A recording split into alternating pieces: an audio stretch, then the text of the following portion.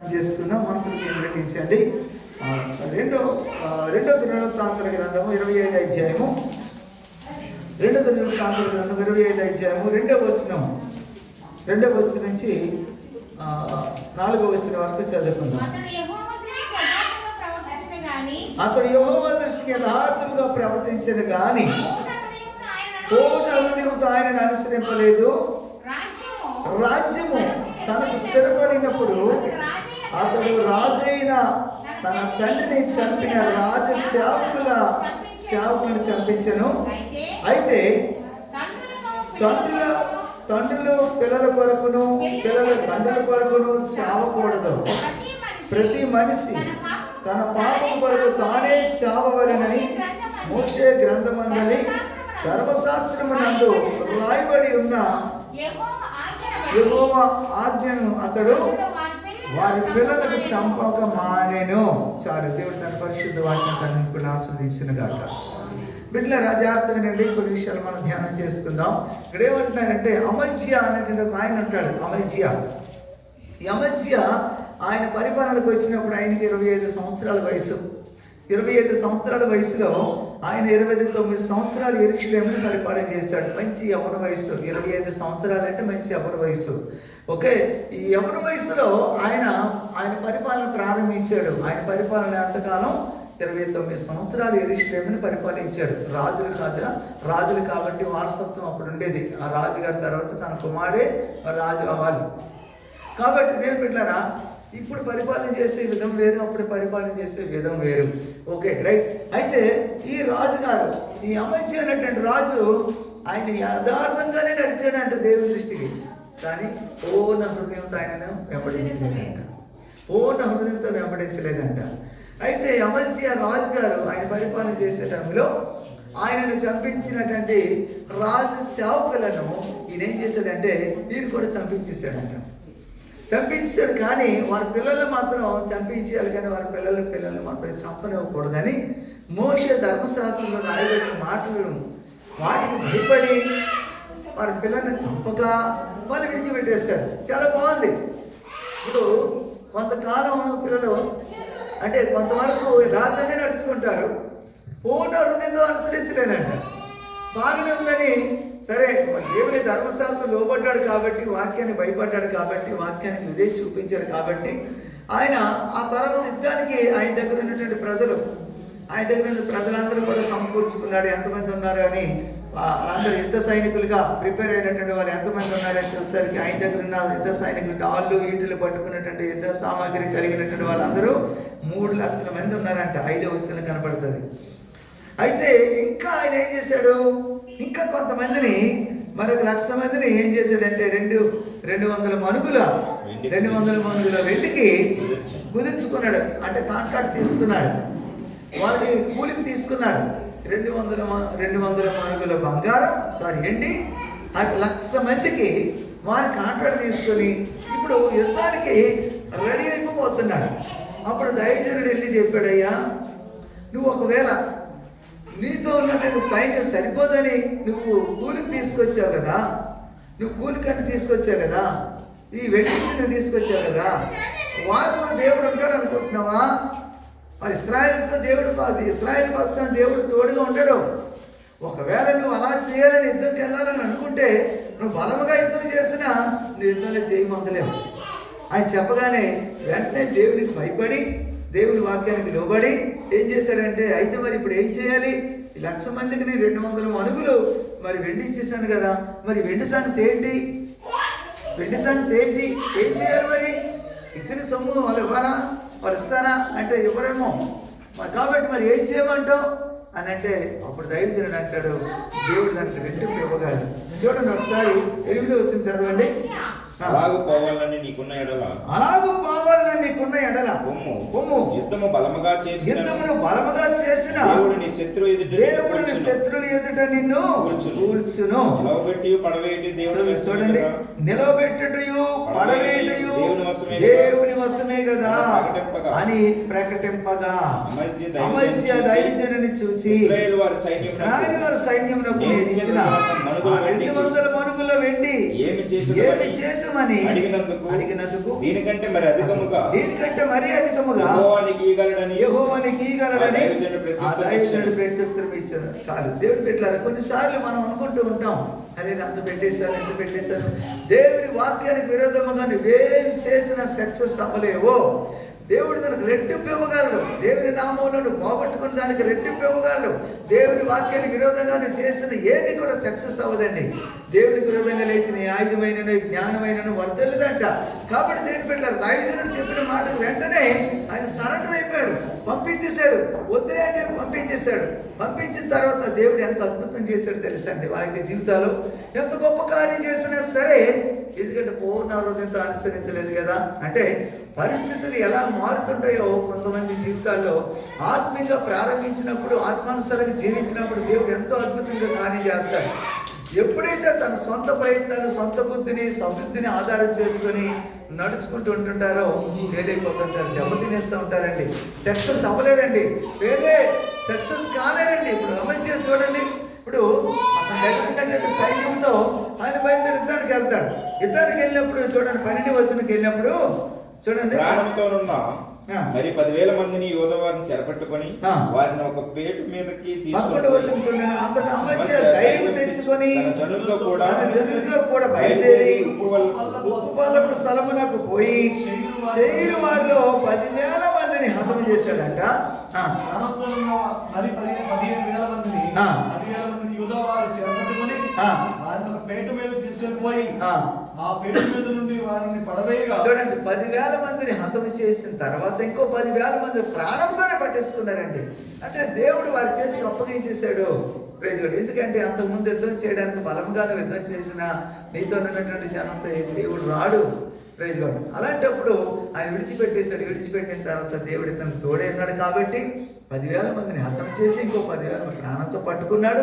పట్టుకొని తీసుకొచ్చి మళ్ళీ పేట నుంచి తిరగేసేసారు. సరే, హతం అయిపోయారు.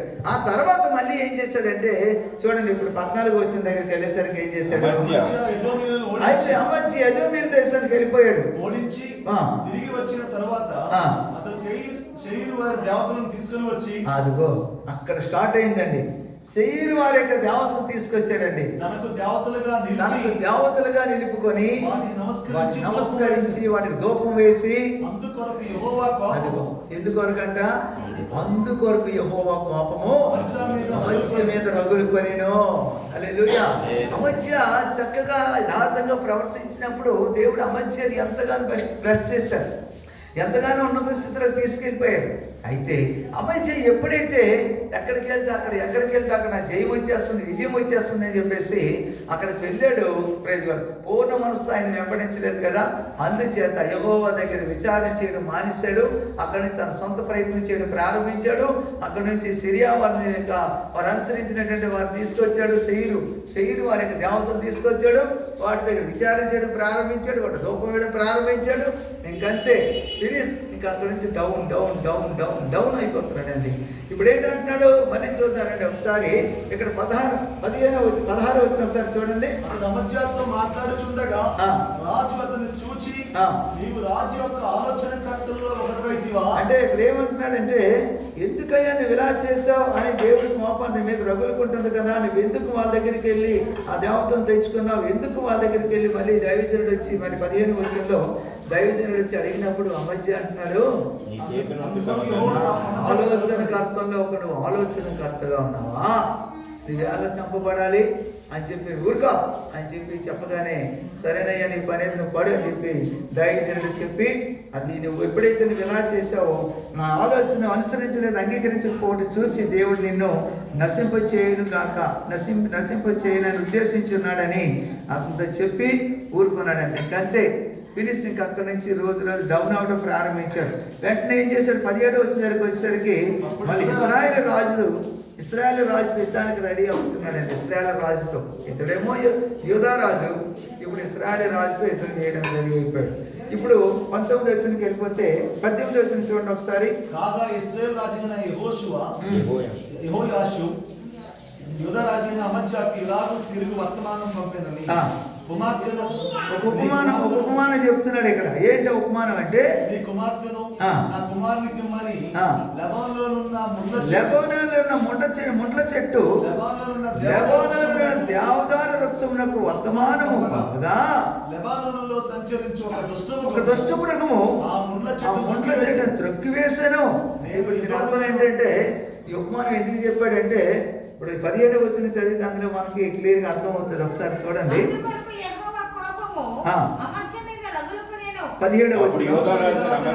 ఆలోచన చేసుకుని రమ్ము, మనం ఒకరి ముఖమును ఒకరిని చూచుకొందమని యెహూకు పుట్టిన యెహోయాజు కుమారుడును ఇశ్రాయేలు రాజైన యెహోషువ వద్దకు వర్తమానం పంపెను.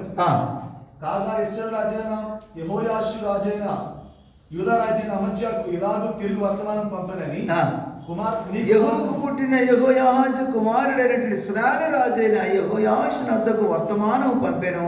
అతడు ఏం చెప్పాడంట, అయ్యా ఇశ్రాయేలు రాజు అయినటువంటి యెహోయాషు యూదా రాజు అయినటువంటి అమజ్యాతో ఇలాగూ తిరిగి వర్తమానం పంపెను. ఏమైనా వర్తమానం పంపాడు? అయ్యా నీ కుమార్తెను నా కుమారునికి ఇమ్మని లెబానోనులోనున్న ముండ్ల చెట్టు లెబానోనులోనున్న దేవదారు వృక్షమునకు వర్తమానం పంపగా లెబానోనులో ఉన్న సంచరించుతున్న ఒక దుష్టమృగము ఆ ముండ్ల చెట్టును త్రొక్కివేశాను. అంటే ముండ్ల చెట్టుని ఎవరు సాదృశ్యంగా తీసుకోవచ్చు?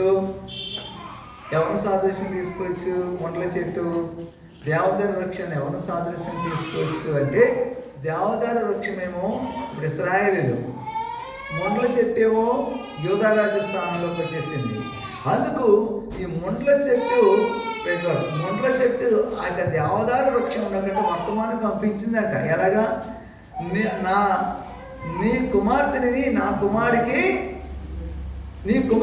కుమారుడికి ఇమ్ము అని వర్తమానం చేయగా ఆ లెబానోనులోనున్న దుష్ట మృగము ఆ ముండ్ల చెట్టు తొక్కివేసింది అని చెప్పేసి అన్నాడంట.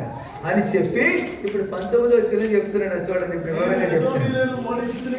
నేను ఎదోమీలు ఓడించేశాను అని నీవు అనుకుంటూ నీ హృదయం నీవు గర్వించి ప్రగల్భాలను ఆడుతున్నట్లు నీవు చేయించిన ఈ పనేమిటి? నీ ఇంటి దగ్గర నిలిచి ఉండుము. నీవు నా జోలికి వచ్చి కీడు తెచ్చుకున్నట ఎందుకయ్యా బాబు? అదిగో అపజయం ఎందుకు పొందాలి అని ఇశ్రాయేలు రాజు తిరిగి చెప్తున్నాడండి. పిల్లరా, అంటే అక్కడి నుంచి నీకు యుద్ధాలు యూదా వారికిను ఇశ్రాయేలు వారికి సమాధానం లేకుండా పోయింది. ఇంకంతే, ఇంకా అక్కడి నుంచి స్టార్ట్ అయ్యింది యుద్ధాలు. ఈనాటికి కూడా పాలస్తీనా దేశంలో యుద్ధాలే జరుగుతున్నాయి. ఎక్కడ కూడా సమాధానం లేదండి. ఇంకా అక్కడి నుంచి వాళ్ళిద్దరూ ఎవరవుతారు?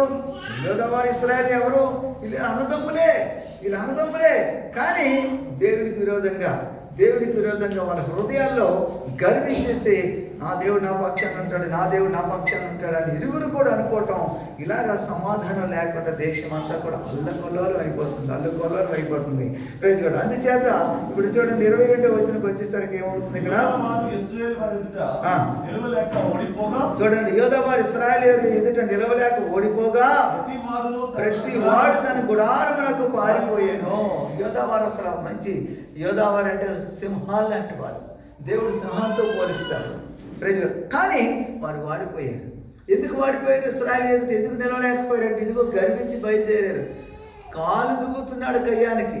ఏమండి, కావాలని కయ్యానికి కాలు దివ్వి ఎందుకంటే నష్టం తెచ్చుకోవాలి. అప్పటికి ఇశ్రాయేలు రాజు చెప్తున్నాడు, అయ్యా నువ్వు ఏదో ఇదే మీ దగ్గరికి వెళ్ళి నేను జయించుకుంటూ వచ్చాను, గెలిచేసి వచ్చాను, నేను వాళ్ళని ఓడించేసుకొని వచ్చాను, గర్వపడిపోతున్నావు.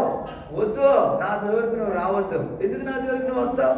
నువ్వు అసలు ఎందుకు రావాలి నా జోలికి అని నువ్వు యుద్ధవారందరూ వాడిపోతారు, జాగ్రత్త ఇంటి దగ్గర ఉండవు అని చెప్తే వెళ్ళే యుద్ధానికి రెడీ అయ్యాడు. చూసారా, వాడిపోయి పారిపోయాడు. రైట్, ఇప్పుడు 27 వచ్చింది చదవండి.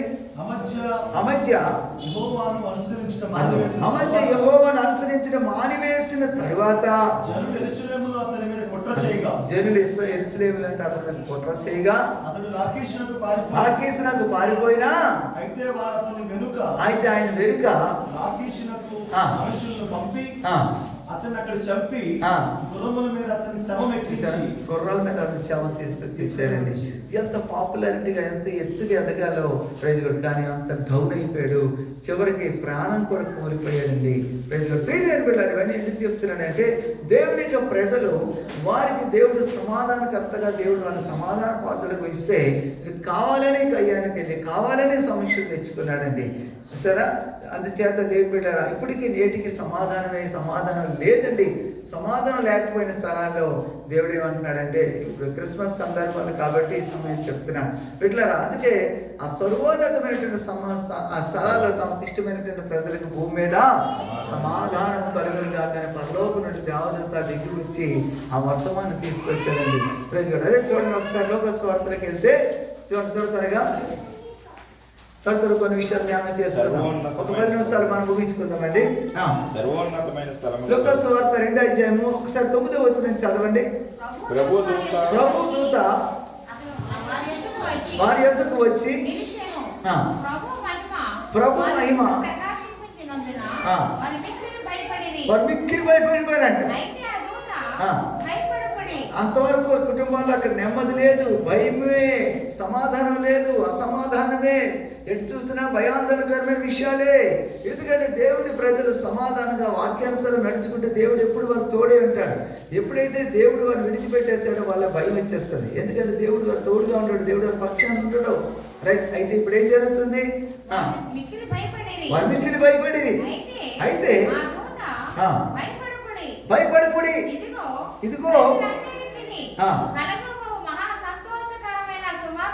ఇదిగో ప్రజలందరికీ కలగబోయే మహా సంతోషకరమైన సువార్తమానము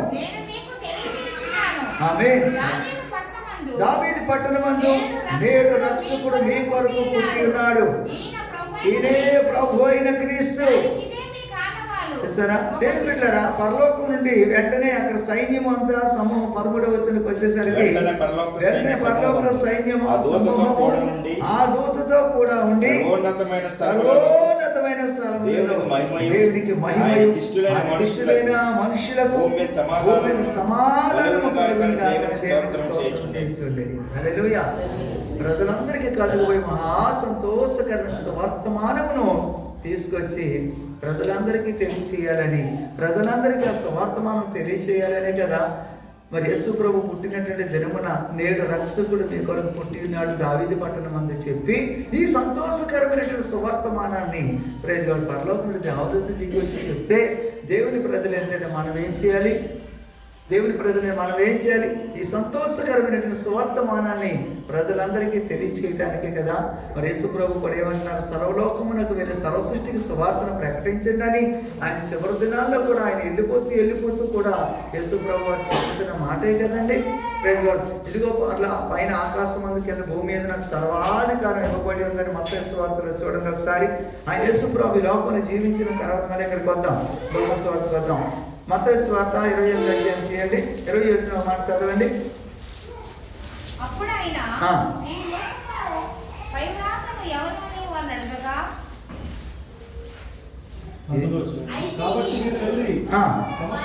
సమస్త జనుల శిష్యులుగా చేయుడి, తండ్రి యొక్కయు కుమారుని యొక్కయు పరిశుద్ధాత్మ నామములో అయితే యేసు వారి యొద్దకు వచ్చి పరలోకమందును భూమి మీద నాకు సర్వాధికారం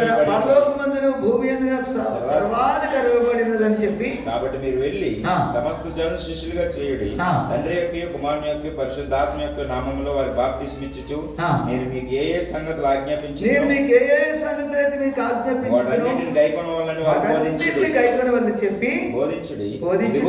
సమాప్తి వరకు సదాకాలము నేను మీతోనే ఉన్నానని చెప్పారు. ఏం చెప్పారు? చివరి దినాల్లో ఆయన పరలోకానికి ఆహారం అయిపోతున్న సమయంలో ఏం చెప్పారు? పరలోకమందును భూమి మీదను సర్వాధికారం ఇవ్వబడి ఉందని చెప్పి సమస్త జనుడికి వెళ్ళి ఏం చేయమన్నారు? శిష్యులుగా చేయమన్నారు, సువార్త చెప్పమన్నారు.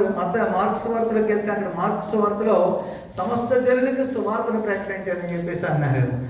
ప్రియమైన దేవుని బిడ్డలారా, అలాగే తండ్రి యొక్క కుమారుని యొక్క నామములు వారికి బాప్తిస్మం ఇచ్చి ఉండండి అని అన్నాడు.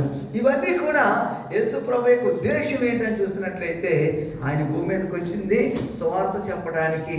ఇశ్రాయేలు ప్రజలందరికీ కూడా, దేవుని ప్రజలందరికీ కూడా పరలోకం నుండి దేవదూత దిగి వచ్చి సువార్త చెప్తే, క్రిస్మస్ రోజున యేసు ప్రభు పుట్టిన దినమున మనందరూ కూడా కొత్త బట్టలు కుట్టించుకుని కూర్చొని పండుగలు చేసుకోవడం ఇది తగినా? చెప్పండి. ఇది సభవా?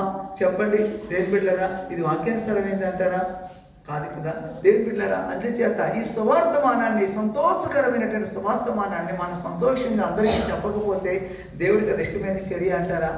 దేవదూత వచ్చి పరలోకం నుండి వచ్చి చెప్తే అది దేవుడికి ఇష్టమైన చర్య కాబట్టే కదా. ఇప్పుడు 13వ వచనం ఏం చదివా? లోకాసు వార్త 2:13 వచనంలో పరలోక సమూహము, అదిగో పరలోక సమూహము టైటిల్ చదివినానా? పరలోక సమూహము అంటే దేవదూత సమూహము, ఆ దూతలతో కూడా ఉండి, కింద దూతలు ఉన్నారు, పరలోక సమూహము పైన పరలోక సమూహము కూడా కలిసి ఏం చెప్తున్నారు? దేవుని రక్షణ సువార్త ప్రకటిస్తున్నారు. హల్లెలూయా, హల్లెలూయా. బిడ్డలారా, మనం ఏం చేయాలి మరి? మనం ఏం చేయాలి?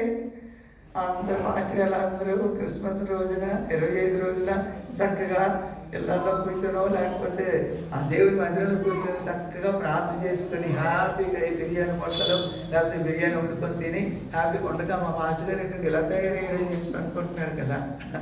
అలాంటి ఆలోచనలు వస్తున్నాయి ఆడబిడ్డలారా.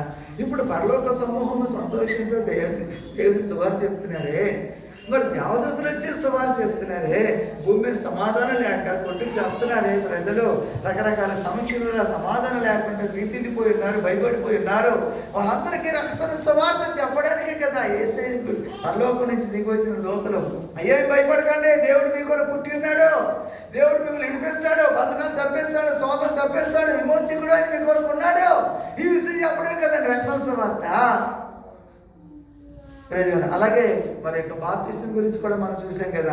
యేసు ప్రభువుకి ఇష్టమైనటువంటి రక్షణ సువార్త, తండ్రి యొక్క కుమారుని యొక్క తన నామములో బాప్తిస్మం ఇవ్వండి అని చెప్పేసి కూడా అన్నారు కదా.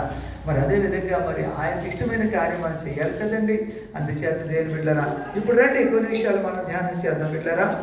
రైట్, ఇప్పుడు లోకాసు వార్తలో ఉన్నామండి. లోకాసు వార్త 22వ అధ్యాయము 21వ వచనం చదవండి ఒకసారి. అదిగో శిశువులకు సున్నతి చేయవలనని చేయవలసిన 8వ దినం వచ్చినప్పుడు పడక మునుపు దేవదూత చేత పెట్టబడిన యేసు అను పేరు వారిని పెట్టింది. యేసు ప్రభు పుట్టిన తర్వాత నెక్స్ట్ వచ్చే పరిస్థితి ఏంటంటే సున్నతి. అంటే మోషే ధర్మశాస్త్ర ప్రకారంగా అక్కడ దేవునికి సన్నిధికి తీసుకుని రావాలి, దేవుని మందిరాన్ని తీసుకుని రావాలి. ఆ తల్లిదండ్రులు ఇద్దరు కూడా మోషే, అక్కడ చూడండి, మోషే ధర్మశాస్త్ర ప్రకారంగా వాళ్ళు ధర్మశాస్త్రము చెప్పున వారు తమ శుద్ధి చేసుకుని శుద్ధిపరుచుకుని దినమున గడిచినప్పుడు తొలిచూలు మగపిల్ల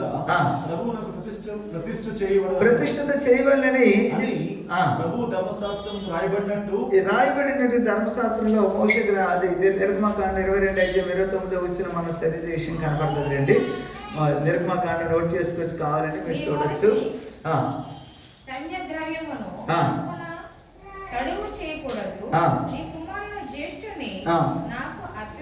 నాకు అర్పింపవలెను,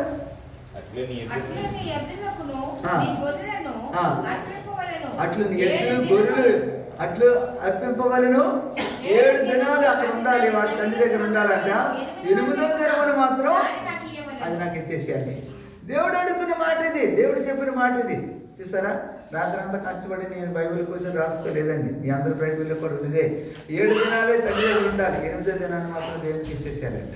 అలాగే 8వ దినమున చూడండి, ఇప్పుడు తీసుకొచ్చారు తల్లిదండ్రులు ఏంటంటే యోసేపు మరియమ్మలు యేసు ప్రభువుని తీసుకొచ్చి ఆ యొక్క సున్నతి చేయడానికి అని తీసుకొచ్చారు. అది ధర్మశాస్త్ర పద్ధతి ప్రకారంగా చేయాలి. సున్నతి అంటే రక్షణ. ఈ రక్షణ యేసు ప్రభువుని బాల్యనని చేశారు. ఆయన బాల్యదినాలు చేశారు కదా, సున్నతి అయిపోయింది కదా, కంప్లీట్ చేసి చూరుకున్నారు యేసయ్య. పెద్ద అయిన తర్వాత బాప్తీసం తీసుకున్నారా లేదా? చాలా మంది రెండోసారి బాప్తీసం ఏంటండి, రెండోసారి బాప్తీసం ఏంటండి అంటారు. కానీ యేసు ప్రభువే దాన్ని అనుసరించారు కదండి. బాల్య దినాల్లో తెలిసి తెలియనటువంటి తల్లిదండ్రులు చేశారు అది. ఇది ఈయన వ్యక్తిగత రక్షణ కావాలి. ఇది అర్థం చేసుకోక చాలా మంది అపార్థం చేసుకుంటారు. కొంతమంది రెండోసారి బాప్తీసం ఇచ్చేస్తున్నారు, రెండోసారి బాప్తీసం ఇచ్చేస్తున్నారని చెప్పేసి అంటున్నారు. రెండోసారి బాప్తీసం ఇవ్వడం ఏంటంటే మాకెందుకు, మాకేం కలిసి వస్తుంది? రెండోసారి మీకు బాప్తీసం ఇస్తే మళ్ళీ మాకేమైనా ఇస్తారా? పోనీ ఇదిగో రక్షణకి రెండోసారి మీకు బాప్తీసం ఇస్తున్నాం కాబట్టి ఒక 5 లక్షలు అది ఏమైనా ప్రకటించామా? పోనీ 5,000 నేను ప్రకటించామా? పోనీ రెండోసారి మీకు బాప్తీసం ఇవ్వాలి కాబట్టి మనిషి ఒక 1000 రూపాయలు పట్టుకొచ్చి నేను ప్రకటించామా? పోనీ ఏమైనా మీ దగ్గర తీసుకుంటున్నావా? పోనీ మీరేమో చెప్తున్నారా? అది కూడా లేదు కదా.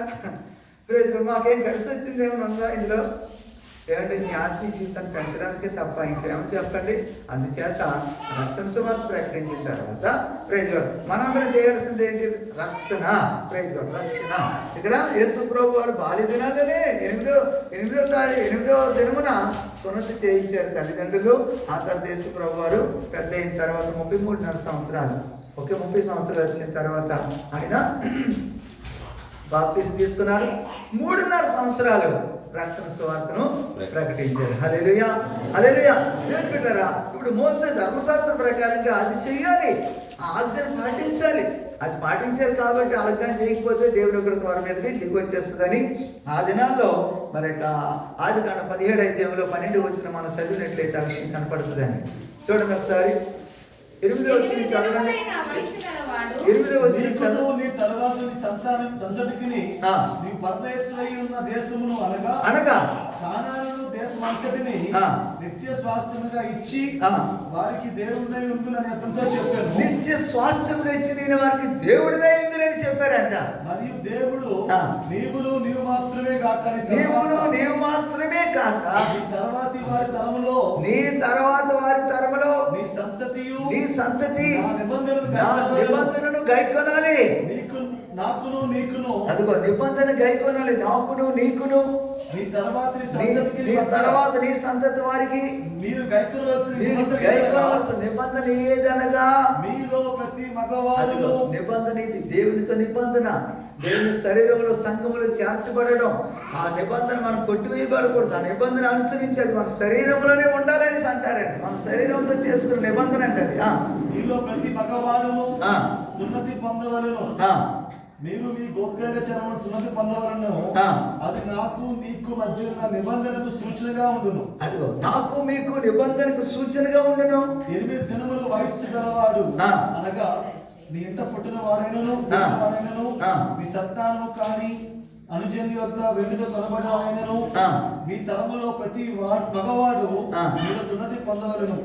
నీ ఇంట పుట్టిన వాడును నీ వెండితో కొనబడిన వాడును తప్పక సున్నతి పొందవలను. తప్పక సున్నతి పొందాలంటే అది. అప్పుడు నా నిబంధన మీ శరీరమందు, అది వచ్చేసారా? అప్పుడు నా నిబంధన మీ శరీరమందు నిత్య నిబంధనగా ఉండును. అదిగోనండి, నిత్య నిబంధనగా మీ శరీరంలో ఉండాలది, మీ శరీరంతో ఉండాలది. మరి ఎలాగండి? అక్కడ సిలువలో ఖచ్చితంగా అంట మరి అక్కడే సున్నతి పొందలేదు కదండి, బాప్తీసం పొందలేదు కదండి, పరలోకానికి వెళ్ళిపోయాడు కదండి, ఇంకా ఆయనకి రక్షణ అక్కర్లేదు కదండి, మరి అలాగే నాకెందుకులేండి అని అనేసుకుంటావా? నీ శరీరంలో నిత్య నిబంధనది, నీ శరీరంలో నిత్య నిబంధన ఉండాలి, సాదృశ్యంగా ఉండాలి. యేసు ప్రభు దాన్ని నెరవేర్చారు కదా. అరే నీ చిన్నతనంలో 8వ దినం మా తల్లిదండ్రులు సున్నతి చేస్తారు, రక్షణ ఇచ్చేసారు, నాకెందుకంటే రక్షణ అని యేసు కూడా అనలేదు కదా. యేసు ప్రభువే స్వయంగా వెళ్ళి బాప్తీసం తీసుకోవడానికి వెళ్తే యోహాన్ అంటున్నారు, నేను నీతో బాప్తీసం పొందవలసి ఉండగా నేను నీకు బాప్తీసం ఇవ్వడం ఏంటి నాయనా అని అంటే అప్పుడు యేసు ప్రభు ఏమన్నా నీతి యావత్ ఇప్పటికి కానీయో అని అన్నాడు. నీ సున్నత అక్కర్లేదా? నీ బాప్తీసం అక్కర్లేదా? బాప్తీసం తీసుకున్నామా అంటే ఇంకా ముందంటే టైం ఉందమ్మా, అమ్మ ఒప్పుకోలేదు, మా నాన్న ఒప్పుకోలేదు, మా చిన్నమ్మ ఒప్పుకోలేదు, పెద్దమ్మ మా మామగారు నేను అడిగి రావాలి, ఇలాంటివన్నీ నా తప్పుడు సాక్షి చెప్తావా? అప్పుడు సాకులా రక్షణ పొందడానికి శరీరంలో నీకు సున్నత ఉండాలా, ఏసైతో నీకు నిబంధన ఉండాలా, దేవుడితో నీకు నిబంధన నీ శరీరంలో ఉండాలనే కదా దేవుడు చెప్తున్నాడు. ఇది పుట్టి వేస్తే ఏమవుతుందంట? 14 వచ్చింది చదవండి. సున్నతి పొందని మగవాడు అనగా ఎవరి గోప్యాంగ చర్మమున సున్నతి చేయబడదో అట్టివాడు తన జనుల నుండి కొట్టివేయబడును.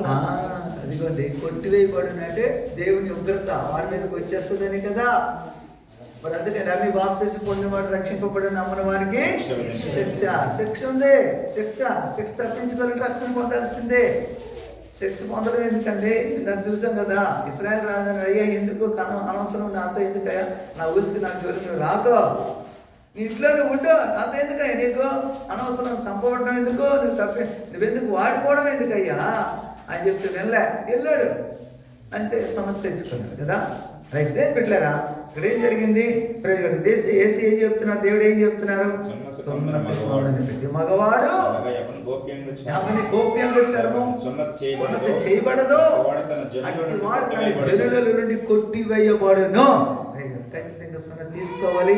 ప్రతి క్రైస్తవుడు కూడా ప్రతి దేవుని పెట్టి రక్షణ అనుభవంలోకి రావాలి, రక్షణ పొందాలి. అయితే మారు మనసు పొంది మారు మనసు తగిన ఫలాలు ఫలిస్తూ బాప్తిసం తీసుకోవాలని యోహాను చెప్తాడు. మన మత్తయి సువార్తలో 3:8 అలాగే లూకాసు వార్తలో 3:8-11 మనం చదివినట్లయితే ఈ విషయాలన్నీ కనపడతాయి.